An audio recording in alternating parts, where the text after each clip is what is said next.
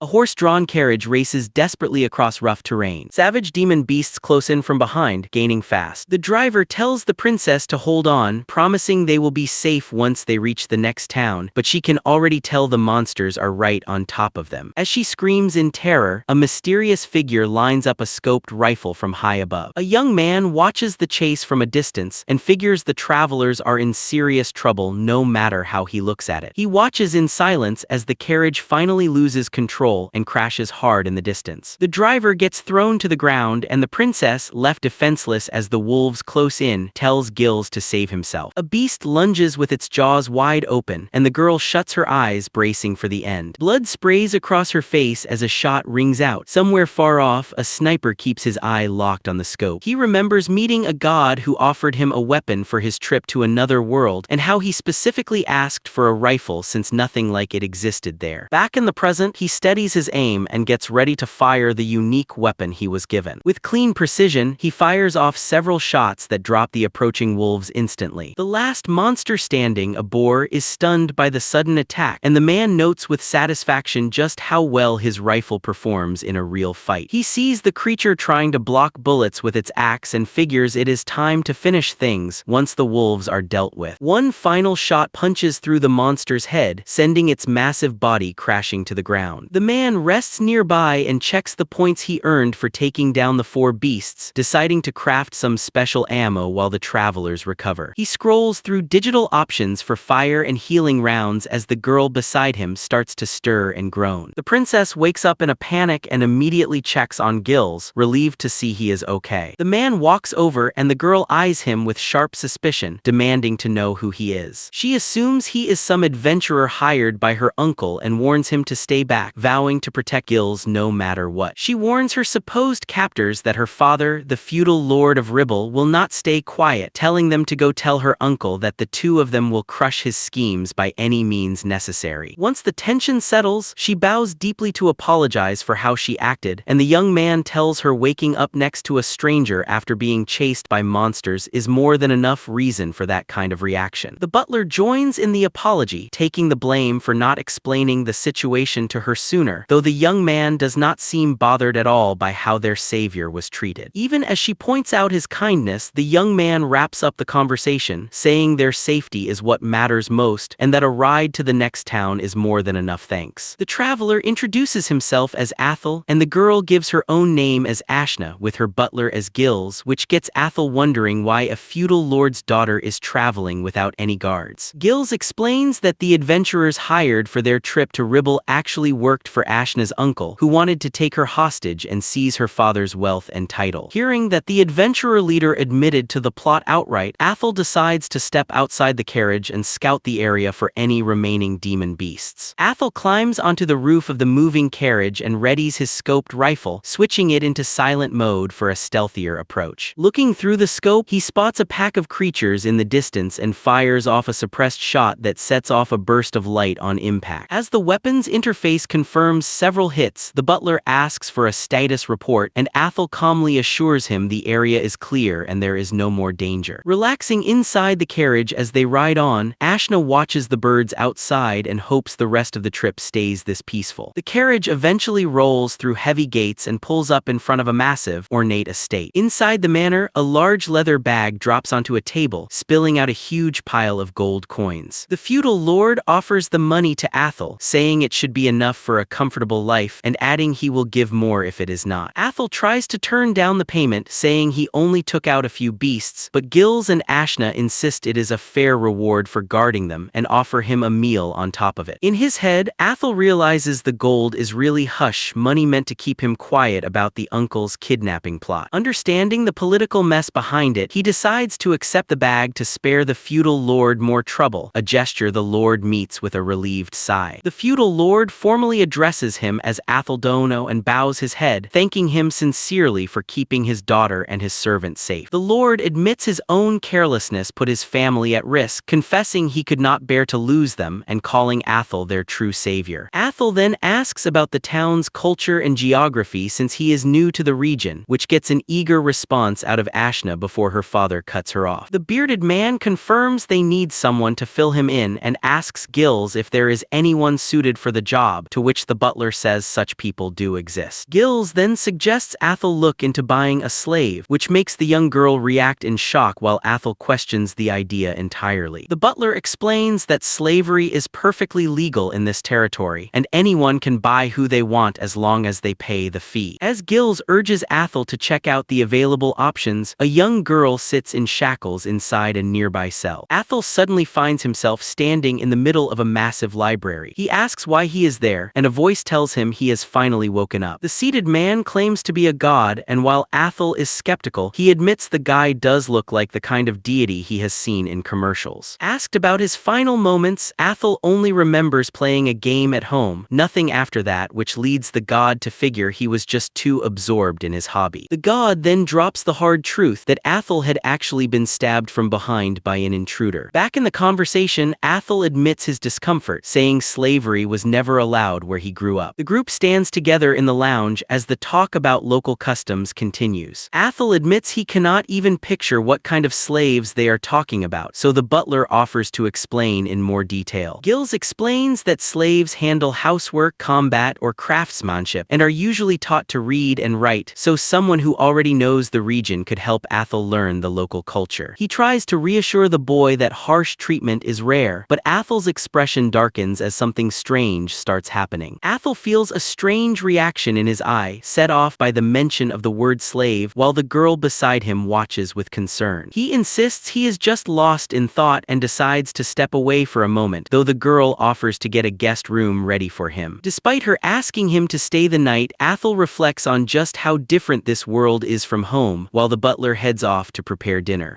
Carrying his gear, Athel makes his way toward a large building to take care of some business. He steps into a local shop and is immediately greeted by a man welcoming him as a new customer. The man introduces himself as Baz, a slave dealer who specializes in finding people for various needs, quietly sizing up Athel's serious expression. Inside, the merchant asks what kind of slave he is looking for, wanting specifics on race, age, and appearance so he can find the right match. After thinking it over, Athel says he wants someone who is not intimidating and will not draw much attention, and the merchant jots it down. He adds that the slave should not be an old man and needs to be about his own height, since they will be traveling together. To finish his list, Athel says he wants someone who can keep quiet. The merchant agrees to the terms and leads him downstairs to see the collection he is most proud of. Their first stop is a room with a woman trying to look appealing, but Athel is completely unimpressed. The merchant explains these girls come from ruined noble families, and while Athel admits they fit his criteria of not being intimidating or old, he has no interest. Even after hearing they are trained in household chores, Athel moves straight on to the next section, leaving the merchant surprised by how fast he is rushing through. Next, they visit a group of muscular warriors, including a dragon race man covered in scars and chains. The merchant boasts about his rare dragonkin, but Athel points out that a slave like that would stand out way too much and asks if his instructions were even followed. Laughing it off, the merchant admits he was hoping Athel would change his mind, then invites him to see the rest of the stock. As they walk through the corridor, Athel suddenly stops, staring at a heavy wooden door as his eye starts reacting again. He demands to be let inside, and the merchant grows visibly nervous, claiming the slave in there is not one he would recommend. Walking down the dark passage, the merchant explains the slave is basically useless due to an injury that never healed, something she arrived with. Reaching the cell, Athel's eye keeps reacting, and he questions why the room is kept so dark, but the merchant insists the girl is simply terrified of light. Despite Athel's warning, the merchant switches on a lamp anyway, and the girl inside screams and curls up in fear. Athel sharply orders him to shut the light off, leaving the girl panting and trembling as the shadows return. The merchant reveals she is a human beast, abandoned with burns on her face, damaged ears, and torn tendons in her limbs. Looking at her huddled on the floor, the merchant figures she probably will not last much longer. Staring at her through the bars, Athel quietly asks if she is the one he has been sensing. The trader is visibly stunned by the question and asks him to confirm what he is deciding. Athel confirms he is choosing her and tells the trader to start the official process. The procedure calls for both of them to perform a ritual using their own blood to form a binding slave crest. Sitting down, the trader explains that a master is responsible for food and clothing, but a slave can never be forced into suicide or subjected to cruelty. The trader then brings up what happens if the master dies, mentioning options like release or inheritance, which leads Athel to ask what most people usually pick. The trader suggests he can decide by the next day, but a knock at the door interrupts them, announcing the preparations are ready. A woman leads the girl into the room, visibly frail and struggling just to stand as she is presented. The man introduces himself as Adaru and immediately asks the girl for her name. After the woman tells her to greet her new master, the girl coughs through the effort and weakly says her name is Karo. Karo asks Adaru to look after her, right as the trader admits he forgot to mention her throat is damaged too. Adaru takes it in stride and gives the order to move forward with the ritual. They take their places inside a glowing magic circle as the formal ritual of the slave crest begins. Adaru picks up the required metal collar and fastens it around Karo's neck to mark her status. The next step calls for blood, so Adaru pricks his finger with a needle and lets a few drops fall onto the ritual paper. Karo does the same, wincing at the small prick of the needle as her blood joins his on the document to seal the bond. The nun begins her incantations over the glowing paper as the ritual's magic starts to take hold. For the final step, the nun tells Adaru to have Karo take in the glowing light the ritual has produced. Adaru holds the small orb of light up to Karo's mouth, gently telling her to take it slow and not push herself. As Karo absorbs the light, the collar around her neck reacts to the magic and starts to change shape. The whole magic circle surges with power as the ritual reaches its peak and the bond is finally sealed. Adaru and Karo formally introduce themselves to each other as they set out on their journey together. They walk away from the city while a woman and an older man watch them go from a balcony. The woman hopes the girl finds happiness, while the older man admits he has a gut feeling that the young man who just left is no ordinary person. Adaru carries the girl on his shoulder as they head deep into a barren, rocky stretch of land far from the city. She starts coughing, and though he worries the sunlight might be too much for her, she insists she is fine. Once they reach a secluded spot where no one can see them, he sets her down against a large rock to rest. He looks her in the eye and asks if she really wants to heal the wounds covering her entire body. She brushes off the idea, saying it is pointless since no cure like that exists in this world, but he asks what she would do if one actually did. She tells him plenty of people tried to cheer her up with empty promises before, and not one of her wishes ever came true. She stays convinced her condition is permanent, since the medicine she needs simply does not exist anywhere. Thinking back to a dark ritual, she says seeing something beautiful once made her happy, even though she is still confused about why he bought her in the first place. Ignoring her doubts, he asks her one more time, dead serious, if she truly wants to heal the wounds covering her body. Overwhelmed, she finally cries out that she wants to be healed, even though part of her is still afraid to hope. Hearing her answer, he readies a large rifle and tells her that was all the confirmation he needed. He pulls up a specialized menu to pick a magic bullet, figuring a hyper-healing round should be simple enough with his current power. He points the weapon at her and asks if she recognizes it, but she admits she has no idea what it is. When he asks if she is scared, she looks at him with tears in her eyes and admits, honestly, that she is. He tells her to trust him, and once she agrees and closes her eyes, he takes aim and pulls the trigger. A bright flash of light instantly wraps around her as the specialized magic shot takes effect.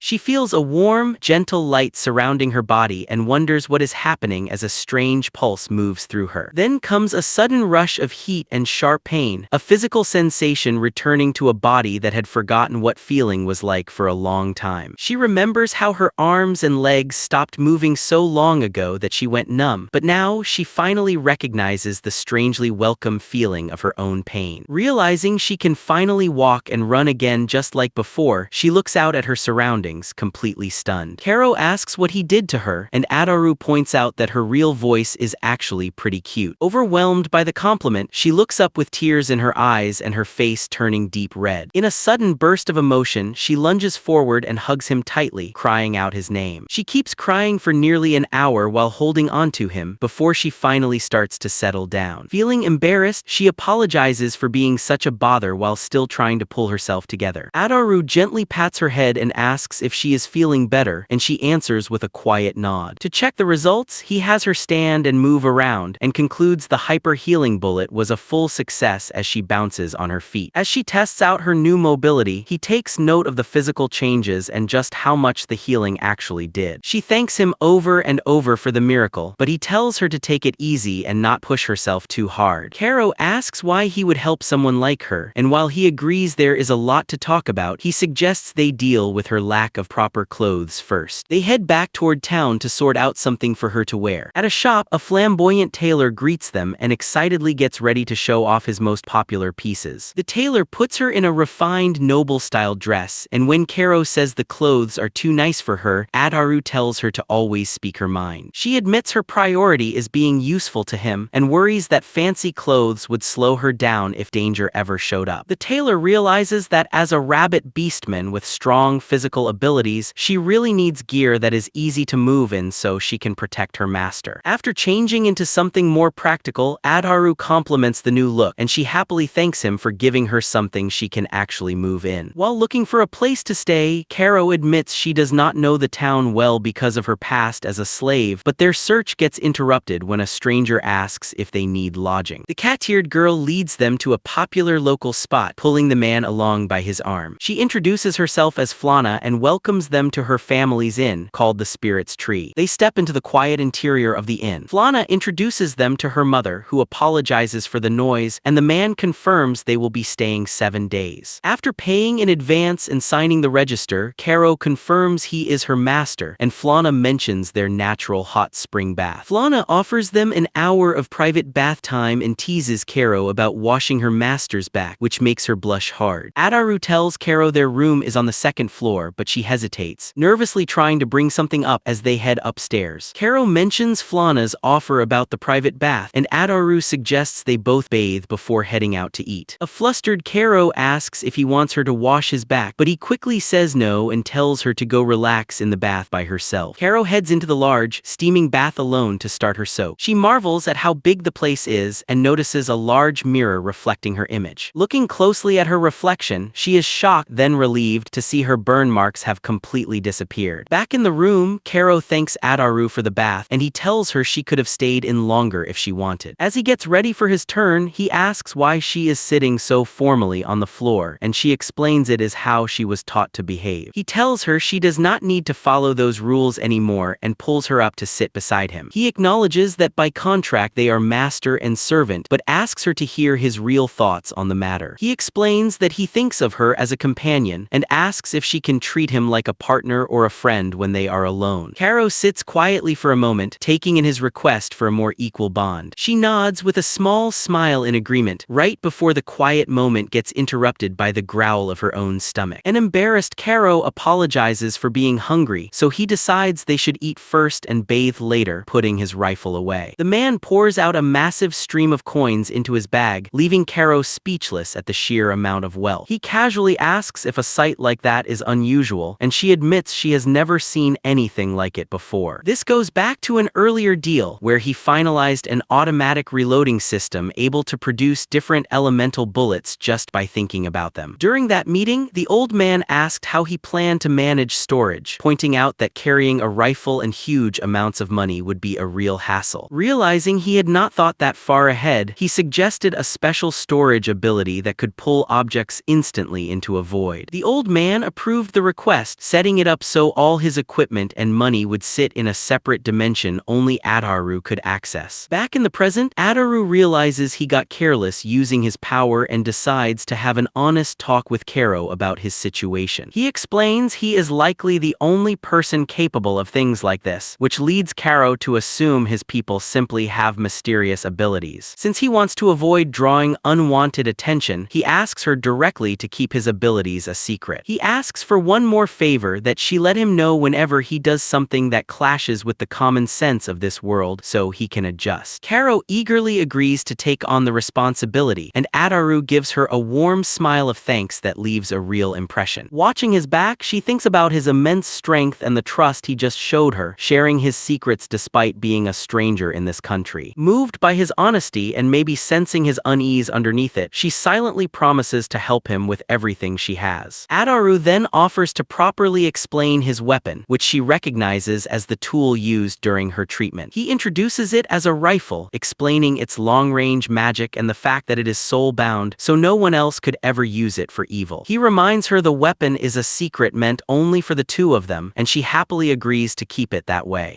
Suddenly, she starts to wobble and lose her balance, and he catches her, quickly realizing it is nothing more than hunger. The two of them soon sit down to a spread of high-quality dishes, finally ready to eat their fill. As they share the meal, she is moved to tears by how good it tastes, while he watches her eat with a quiet, satisfied look. Nearby, the busy restaurant staff keeps preparing and serving more food to keep the kitchen running smoothly. Over the meal, Karo asks Adaru if he has any specific goal for coming to this city. He admits he does not have a clear one, beyond using the inn as a base to learn more about the surrounding country. She suggests he register at the local guild to take on jobs, and he asks her to explain more about how it works. She tells him the guild operates worldwide, offering ranked requests that reward registered adventurers when they complete them. While some quests involve dangerous fights with monsters, she notes most of the work is just helping people in need, and it would be a great way to learn the region. Adaru agrees that matches his own thinking, but asks if an outsider can join. She points out her own status as a slave keeps her from registering, even though she is more than willing to fight. When he asks about her actual combat experience, she hesitates at first, then firmly says she is capable of fighting. Adaru recalls the god explaining how defeating monsters lets you absorb magic and steadily grow stronger. He decides they will register the next day, but insists on buying Karo equipment first, brushing off her worries about the cost since he sees real potential in her as a beastman. Adaru insists that gearing her up is his job as her partner, especially given the dangerous creatures he already ran into on the road, and they soon reach a weapon and armor shop. Inside, Adaru starts browsing the blades on display, looking for something that suits her. He asks if she has any experience with one-handed swords, given how quick she moves, and she admits she took lessons once but never really got good at it. As Karo worries about being a burden with her lack of skill, Adaru reassures her that failing is just part of learning before the shop owner interrupts them. The owner introduces himself as Bob and shows off a best-selling steel sword that is easy for beginners, suggesting they test it on a training dummy. Bob brings out a magic-powered training automaton, and Karo eagerly agrees to try it out on the easiest setting. Karo takes a combat stance with the new sword as the large mechanical dummy powers up to begin the drill. The training starts with fast exchanges, but Karo struggles to find an opening as she moves against the heavy machine. Every strike she lands ends in a harsh metallic clash, showing just how hard it is for her to control the weight of the blade. Watching closely, Adaru realizes the sword is simply too big for her small frame, and it is basically swinging her around instead of the other way. As the automaton winds up for another strike, Adaru calls out and tells Karo to switch to a knife instead. She confirms she has caught her target, sticking a firm landing. Gripping a dagger, she settles into a combat stance as the large mechanical dummy rolls toward her. She lands a powerful kick and a swift slash that sends the metal opponent flying backward. The man watches in silence as she pulls off the move with complete control. As the training dummy collapses in a cloud of smoke, she turns around, calm and focused. She excitedly tells Adaru that even though it was her first time with a knife, the movements felt completely natural. The man notices she is still a little wobbly on her feet, but the shopkeeper assures them he has exactly the gear she needs. Adaru agrees to the price after seeing her fitted with a new hair accessory, a breastplate, knee guards, and 3 steel knives. The shopkeeper's gaze then drifts toward a distinctive knife on display in a frame on the wall. Adaru asks Karo if that weapon caught her eye too, and she confirms the knife gives off a certain kind of aura. Impressed by how sharp their eyes are, the shopkeeper mentions the weapon's unique class and offers to show them just how powerful it is. He presents the ornate blade and reveals it is actually a legendary magic weapon. The reveal leaves them both stunned, and Karo admits she has never seen a weapon out of the legends in person before. The shopkeeper explains the blade was found in a dangerous dungeon and bought off an old friend, adding it grants special powers to whoever owns it. He confirms this particular weapon boosts the reaction speed and movement of whoever equips it. While the merchant talks up its artistic value and the gems set into it, Adaru cuts to the point and asks how expensive it is. The shopkeeper offers it for just 20 gold gold coins, a price that leaves Karo completely stunned. Ataru does the math on his finances from the reward money and realizes 20 coins is an incredible bargain given the cost of living here. While the shopkeeper insists the price is a steal, Karo disagrees, almost frantic, leaving Ataru confused about what money is actually worth in this world. Karo flatly refuses to let him buy it, but Ataru starts negotiating for an even lower price anyway, catching the merchant off guard. Ataru turns to Karo for her opinion, while the merchant waits anxiously for an answer. Karo admits the item is effective, but says she only wants it if the price comes down, and Ataru surprises everyone by agreeing to pay full price instead. Though Karo is shocked at the spending, Ataru tells her that skimping on early investments is a mistake, leaving her pouting in silence. He hands over 20 gold coins for the weapon while negotiating a discount on future purchases, which the merchant happily agrees to. Once she has the weapon in hand, Karo is stunned that something so expensive was bought for her, since she still sees herself as nothing more than a slave. He explains that starting out with quality gear cuts down on risk and helps her grow faster, calling it a worthwhile investment in their future. Patting her head, he says he has high hopes for her as his companion, a word that clearly moves her as she takes in her new status. She starts to understand just how selfless he really is and follows him through the city streets with a new sense of belonging. They soon reach a massive estate, which Karo recognizes as the Adventurers Guild the merchant mentioned earlier. Inside the bustling hall, adventurers crowd around notice boards and the bar as the two of them make their way through. Ataru heads for an open counter to start the registration process, while Karo admits this is her first time in a place like this. A receptionist named Burraz introduces himself and hands over an official form for Ataru to fill out. When asked if every section is required, Burraz clarifies that only a name is mandatory and listing specialties is optional, just for party invitations. Burraz is caught off guard when Ataru only fills in his name, but Ataru is firm about it since he has no plans to join any parties. He quietly explains to Karo that keeping their abilities secret is for the best, and she catches on quickly. To finalize the card, Burraz has him place his hand on a crystal that will engrave his information onto the document. While the magic finishes processing, Ataru asks for a full rundown of how the guild system works. Pleased by the question, Burraz explains that adventurers are sorted into one of 7 ranks, starting at the bottom with rank F. Strong results and achievements let an adventurer climb toward rank A, which opens up bigger and more lucrative jobs. He finishes by describing the legendary rank S, given only to those who pass a guildmaster's evaluation and earn royal endorsement.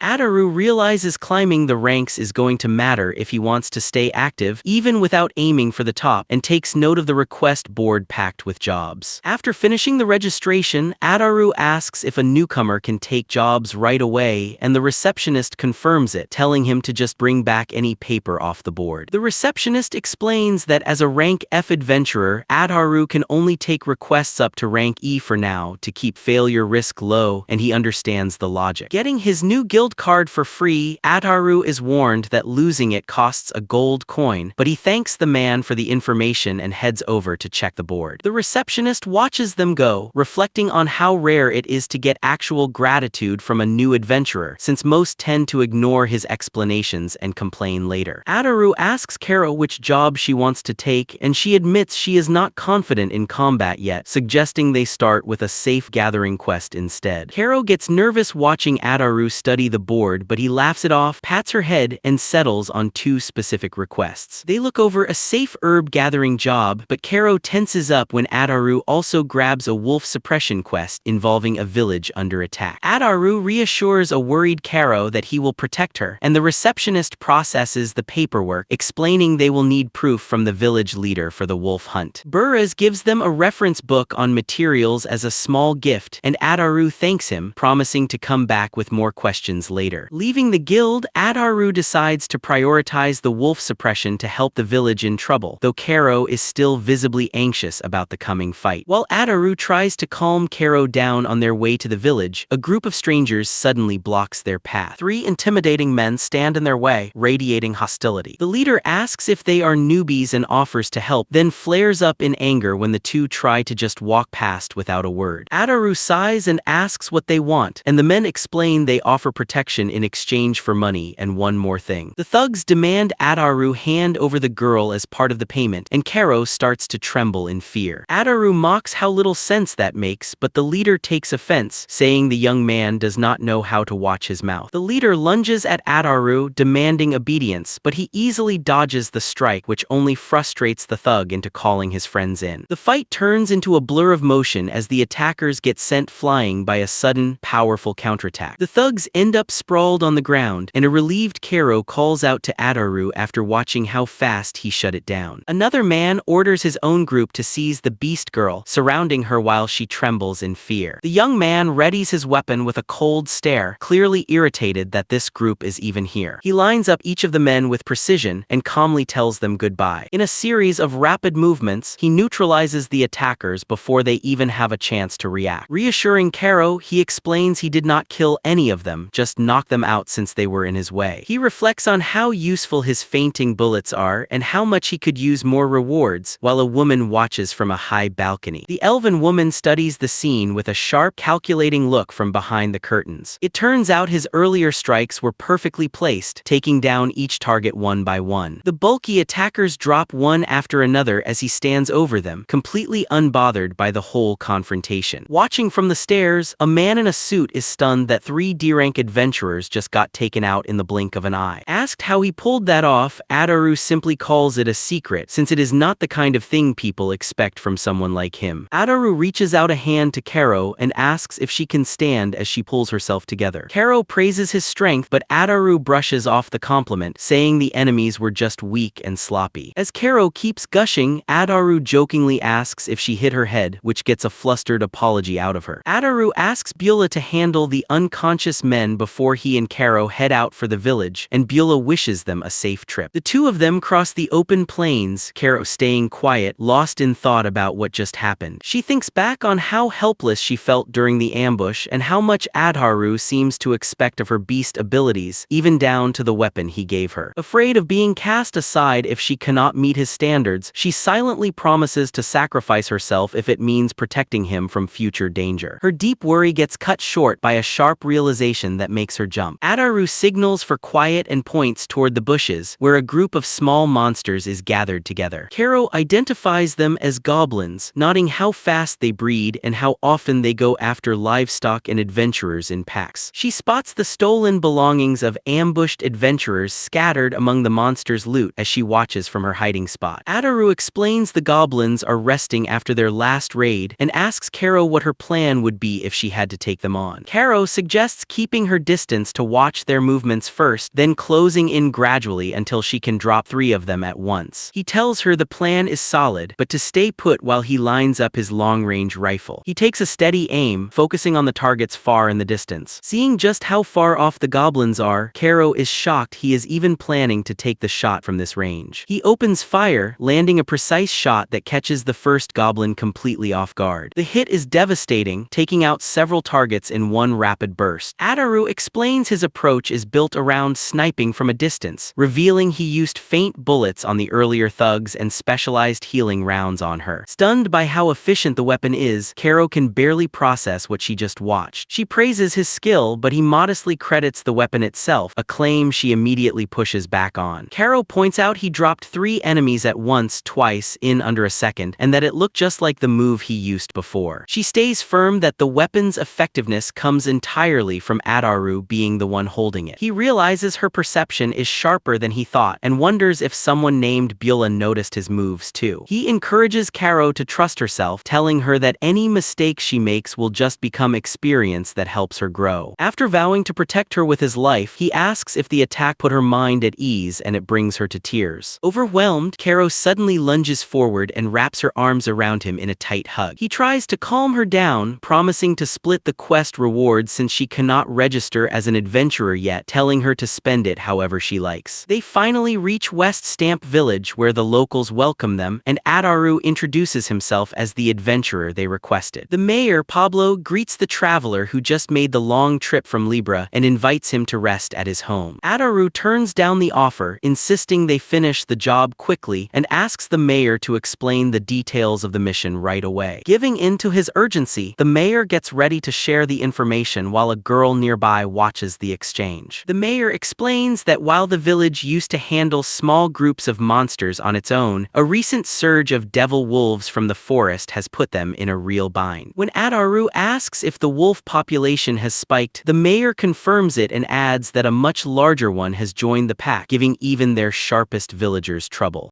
Sensing a boss-class monster is involved, Ataru asks for their location, which makes the mayor doubt whether they can actually pull this off. Ataru clarifies that his job from the guild covers both the wolves and the boss, so they need to decide their next move now. The mayor admits they only asked for help with the wolves, since a boss-level threat would push the quest rank and fee beyond what the village could afford. Deciding to let the omission slide for now, Ataru asks for the location again, and the mayor calls for Canopy to bring out the map. As they head out, Karo voices her worry to Ataru about the villagers hiding the truth and how the danger level of this quest is way beyond their current rank. Ataru sees the whole thing as a decent chance to test his power and maybe earn more rewards, and starts gearing up. Taking out his scoped rifle, he scans the area and spots 9 wolves roaming near some rocks by a cave entrance. Since the boss is nowhere in sight among the pack, he figures it is hiding inside the cave and adjusts his target count to 10. Ataru lays out a plan where Karo sneaks around behind the pack to signal a surprise attack while he preps specialized fire rounds for the fast-moving enemies. He plans to lead the attack himself, but tells her she needs to be ready to distract the boss wolf the moment it shows itself, or if anything unexpected happens. He gives her one firm instruction: to focus only on grabbing the target's attention and not to overdo it. Karo confirms she fully understands her role as the sun starts to set. Moving fast and light on her feet, she sprints through the woods to reach her position. She recognizes her movements are the key to the plan, which is built around isolating the boss by wiping out the rest of the pack first. Determined to live up to the trust he placed in her, she reaches the bushes and starts watching the wolves near the cave. Ataru scans the area while his partner signals that she is in position. Seeing that she is ready, he tells Karo it is time to move. He steadies his aim at a pack of wolves moving through the brush. A high-velocity round streaks across the sky toward the targets. He watches the impact with a satisfied smile as the creatures realize they are under fire. Massive explosions rip through the pack, sending the monsters flying into the air. The force of the blast scatters the surviving wolves across the clearing. One shot after another rains down on them as they try to regroup. A final heavy blast tears through the center of the enemy formation. Watching the smoke clear, he says he was hopping to finish this alone, but tells Karo she will get her turn if anything is still standing. Several wolves crawl out of the debris and charge forward with fresh aggression. Karo immediately gets ready to jump in as the monsters close the distance. Drawing her blades, she calls on her magic weapon to lend her its strength for the fight ahead. She lands a powerful strike that catches the lead wolf completely off guard. Surprised by what the weapon can do, she feels almost weightless, like she is riding the wind. Taking advantage of her new speed, she weaves through the pack, landing one precise slash after another. Her confidence builds as she realizes she can actually keep up this pace of combat against the whole group. The wolves struggle to track her as she keeps up her rapid assault from every angle. She slips between the confused beasts, cutting them down with smooth, fluid strikes. Karo finishes the fight with one decisive blow to the last monster in her path. Once she takes out her last target, she walks past the fallen beast to keep moving. She figures the fight is over and the wolf pack has been fully wiped out. Then the ground starts to tremble as something ominous stirs in the nearby shadows. Karo tenses up as massive claws and a predatory eye reveal a monster far bigger than anything she has faced so far. Seeing the sheer size of it, she wonders if this is the real boss, realizing things just got a lot more dangerous than expected. The creature turns out to be a death wolf, an advanced monster that usually takes a full team of high-ranking adventurers to bring down. Watching through his scope, Ataru confirms the beast matches the lethal description straight out of the guild's monster guide. The records describe a creature twice the size of a normal wolf, faster and stronger, with the power to deliver devastating hits. As the death wolf lets out a piercing howl, Karo feels the pressure crash over her and calls out to Ataru for support. The massive beast snarls with hunger, locking its eyes on her as the two of them stand in a tense standoff. Understanding what she is up against, she takes a deep breath and braces herself to face the high-level monster. Ataru signals to Karo that he is in position and she can make her move whenever she is ready. Karo lunges into action, narrowly dodging a lethal snap of the wolf's jaws as she looks for an opening. A massive explosion follows a shot from Adaru, wrapping the creature in fire and smoke as Kero pulls back from the blast. Kero briefly cheers, thinking the coordinated attack finished it off, but her relief cuts short fast. Through the fatting smoke, the monster emerges seemingly unharmed and even more aggressive than before. She stares in disbelief, realizing the intense flames barely managed to scratch its thick hide. Adaru immediately reloads, while the wolf glares back with pure murderous intent. Despite the steam still rising off its scorched body, the wolf stays standing, leaving Kero stunned by how tough it is. Without giving them a second to recover, the beast lunges forward with explosive speed to counterattack. The massive beast growls and exhales heavily, staring down its target with bared teeth. Kero struggles to put distance between them, realizing even her magic weapon's speed boost is not enough to outrun it. Watching through his scope, Adaru notes the monster is deliberately staying close to Kero so he cannot risk using a fire magic bullet. Kero pants heavily, darting between large rocks to dodge the beast's relentless pursuit. The beast smashes straight through the boulders as Kero barely escapes the force of the impact. She groans in pain after getting thrown back by the sheer intensity of the fight. The creature roars and swipes its massive claws at her while she is still trying to get her footing back. Adaru pulls the trigger, screaming for the monster to stay away from Kero, refusing to let it touch her. Several rounds strike its dark fur, forcing it to recoil from the sudden barrage. Realizing standard bullets are not cutting it, Adaru sees the monster is already learning his attack patterns and dodging more efficiently. He admits even a direct hit from a fire magic bullet would not be fatal to something this big, an unexpected problem to run into. He reveals he has one final magic bullet left, though he is not sure it will be enough to finish the job. Kero notices the sun setting and worries the coming darkness will make the fight impossible, and that pulling back now could let the death wolf reach the village. After glancing back at Adaru, Kero finds her resolve, a determined look settling over her face. She holds her ground, facing down the growling monster as the air grows heavy with tension. Adaru quickly works through his magical interface to pick out a more specialized round. Kero shouts with determination as she lunges forward for another strike. She closes the distance fast as the monster opens its jaws to meet her charge. Desperately pushing her magic weapon for more speed, Kero drives her body to its absolute limit to outmaneuver the beast.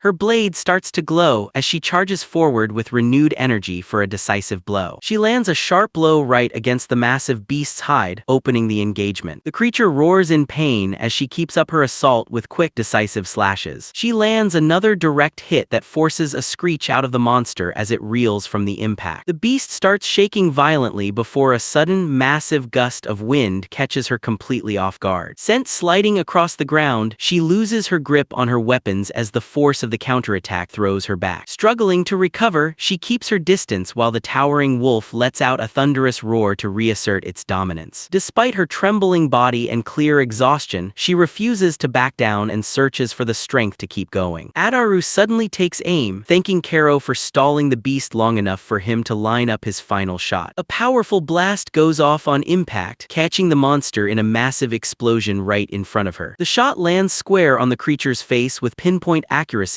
drawing a deafening howl of pain. The force of the hit sends a shockwave rumbling through the whole battlefield. Kero watches in disbelief as the beast is still standing, its massive shape looming through the thick smoke and dust. The monster slams its claws into the ground and stares her down, and she freezes in place. It roars right in her face, baring its jagged teeth as things turn critical. Adaru is impressed it survived, but notes his bullet has a secondary effect as the round starts to crackle with electricity. A massive electrical discharge detonates, wrapping the creature in a violent surge of lightning. Kero has to shield her eyes from the sparks as electricity keeps crackling through the air. The monster locks up under the shock while smoke starts rising off its body from the damage inside. One final explosion clears the area, leaving behind a thick mist as the beast finally goes down. Adaru rushes over to check on Kero, who explains she landed on something soft and is fine, though he stays focused on making sure the threat is really over. Standing over the massive massive carcass, he notes just how unusually tough that monster was compared to a normal wolf, and Caro immediately agrees. Calling their first quest officially finished, he praises her performance, and she humbly credits her mobility to the gear he bought her. Convinced his investment in her equipment paid off, he watches her jump with excitement right before she suddenly loses her balance. Moving fast to stop her from falling, he catches her in his arms just as she starts to tumble. Worried she might be hurt, he checks on her, but she gets flustered and insists she is fine, apologizing for the mishap. She explains her legs simply gave out from the relief of surviving their first real battle, and he offers her some encouraging words for the work ahead. With the immediate threat cleared, they head back to let the village chief know the wolf subjugation is done. Moving on to their next task, the two look over a set of instructions with matching curiosity. Following a guild booklet, they arrive at a spot that looks perfect for gathering the medicinal herbs from their next request. Caro scouts ahead into a secluded area and finds a specimen, calling him over to confirm she has the right plants. As they get ready to gather 10 bundles, Adaru thinks back on the report they gave the village chief after clearing out the wolf pack and its boss. The chief had reacted with visible terror at the mention of a death wolf, revealing the villagers had no idea something that dangerous was lurking nearby. Overcome with guilt, the chief and his men apologized repeatedly for the danger, admitting they had left details out of the request because of their financial situation. While the villagers promised a reward later on, Ataru told them to be fully honest going forward for the sake of anyone else taking their jobs. After accepting their thanks, Ataru collected the claws and fangs as proof of the hunt, leaving the extraction of magic stones to the locals. During that time, Caro had unexpectedly offered to help with the dismantling, saying she wanted to be useful to him beyond just combat. He felt a real sense of pride watching her take that initiative, broadening her skills instead of just relying on being protected. She proudly showed off her progress with a dismantling guidebook and a haul of fresh meat, which made him genuinely happy. The experience reminded him of the realities of this new world, right before Caro asked if it was fine to leave the village at dawn without a proper goodbye. He explains he did not want to bother the chief so early, and used the time to gather herbs at sunrise instead, which leaves Caro shocked by just how efficient he is. Praising Caro for her hard work, he tells her to move at her own pace, and promises her a share of the reward as spending money. He confirms the promise and asks if there is anything specific she wants to buy or do, regardless of her status as his slave. Caro admits there are a few things she has in mind, and he tells her to speak freely about it. Stepping forward, she says she wants to keep helping Adaru as an adventurer while they travel together. She explains that being saved by an adventurer as a child is what sparked that dream, even though her status keeps her from officially registering. He agrees right away, promising she will stay by his side as they keep working together. Moving to her next wish, she mentions a deep desire to visit the hometown she only remembers through dreams. She reflects on the place where she was born, a vivid image that still lives in her heart. Describing it as the land of the beastmen, she admits she never knew her parents and just hopes to see the region someday. Noticing how sincere she is, he steps closer as she looks up, waiting to hear his answer. He takes her hand and makes a firm promise to take her to the beastman country, which pulls an emotional thank you out of her. After finishing the herb collection, they head back to town to report the job done, already planning for lunch later. As they walk, Adaru wonders if the huge amount of herbs they are carrying looks strange to anyone watching. Caro explains a haul this size is rare, and usually needs an expensive dimensional bag just to transport it properly. Hearing how useful magical storage is, he considers picking one up for the future as they approach the counter. Meeting an official named Burraz, they hand over the herbs along with proof the wolf subjugation went well. Burraz tells his staff to process everything right away, clearly stressed and in a hurry. Adaru offers to come back the next day to avoid adding to the pressure, but the official insists they follow him instead. Led behind the service counter, the two follow him deeper into the building. They are guided upstairs to a private room where Burraz announces their arrival to whoever requested them. The guide waves them inside as a large set of doors creaks open. An elf woman introduces herself as Franfilia and reveals she is the master of the guild. Franfilia thanks Burraz, takes a pouch from him, and dismisses him from the room. The guild master gestures for her two guests to take a seat in the lounge area. After Franfilia asks for introductions, Adaru gives his name and introduces Caro as his traveling companion. She apologizes for the sudden summons, but explains she has a few questions for both of them. Franfilia sets a large magic stone on the table. One Adaru and Caro immediately immediately recognize as belonging to a death wolf.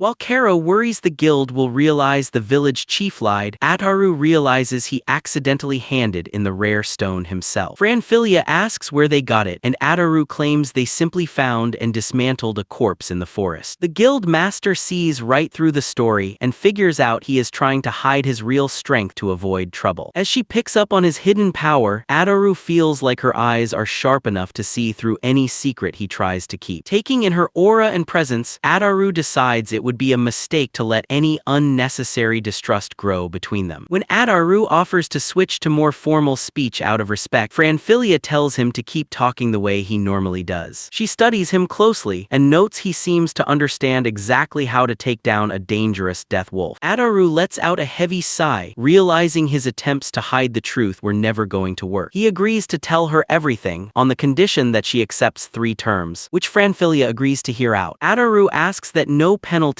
fall on the villagers, and that she keep his secret as best she can. For his last condition, he asks her to personally buy the magic stone from him, a term Franfilia promises to honor. Ataru starts walking her through the full story of the West Stamp village mission, and how a simple wolf hunt turned into a fight with a boss-class death wolf. Franfilia listens closely to the explanation, while Karo nods along to confirm the details of the encounter. Ataru draws his weapon, while the elf woman watches him with a sharp, focused gaze. He explains that his equipment is a long-range magic weapon, but asks to keep the specifics private, something she accepts as a reasonable precaution for any adventurer. He describes how they launched a first strike on the wolf pack to draw the alpha out of its cave, clarifying that Karo's role was close combat, not the recovery support the woman had assumed. He walks through the fight against the death wolf, explaining that once things reached a standstill at sunset, Karo engaged it with a knife, opening a wound he then used to land the killing blow. The elf woman quietly processes everything while Karo watches on, a bit nervous and uncertain. After hearing the whole story, she admits their achievement is genuinely impressive, glancing back at him and his weapon. She expresses her satisfaction with the report, nodding they both seem more than capable, and encourages them to keep working with the guild. Ataru thanks her for her time and asks if they are done, which she confirms, telling them they are free to go. When Ataru brings up how inconvenient it is that Karo cannot register, the guild master reveals herself and offers to register her personally as a bonus for their work. Ataru is surprised by the sudden use of authority, but she assures him arrangements like this are more common than he might think. He accepts her offer while Karo bows deeply in thanks, and the guild master acknowledges just how important her role was in the mission's success. Ataru asks to confirm one last detail about the magic stone purchase, and the guild master smiles as she agrees. The two finally step out of the room, leaving the guild master behind to watch them go. Looking toward the door, she reflects on the adventurer named Ataru and decides he is a genuinely interesting person. Downstairs, a hand rests on a glowing crystal ball to finalize a registration. An official document is printed, leaving Karo overwhelmed with emotion as she holds her new identification. Ataru congratulates her on getting her wish, while an attendant explains she can now take requests and earn proper pay, guild master's whims aside. Ataru insists they got lucky with such special treatment, but the conversation cuts short when a sudden cry for help comes from across the hall.